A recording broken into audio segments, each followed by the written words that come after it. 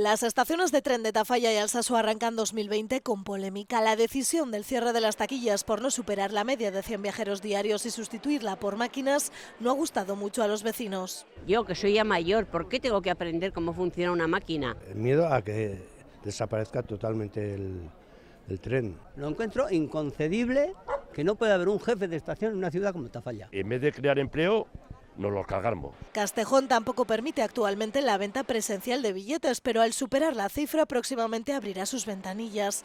Los alcaldes de las 3 localidades han solicitado ya una reunión con el Gobierno de Navarra.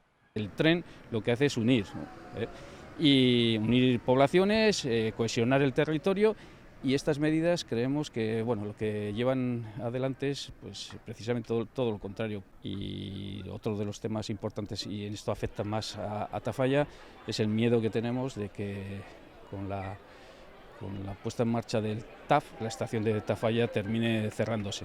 Una realidad que no contemplan desde la oposición. De hecho, apuestan por ampliar los servicios de la estación. Luchar por ese mantenimiento, incluso por aumentar las cercanías, ya que con el tren de altas prestaciones es claro que nos vamos a tener que desplazar o a Pamplona o a Tudela para poder coger, por ejemplo, un tren que vaya a Madrid. Estas estaciones tienen que mantenerse, que son estaciones que dan servicio a las localidades en las que están y tienen que mantenerse, pero apostamos por el desarrollo de Navarra y creemos que el tren de alta velocidad es algo esencial para ello. La Asociación Zona Media por el Tren lleva años luchando por no permitir el deterioro de estas estaciones. Este tipo de decisiones de acabar con el tren en las zonas rurales es lo que va a vaciar la zona rural. En total se han cerrado las taquillas de 150 pueblos y ciudades repartidas por todo el país.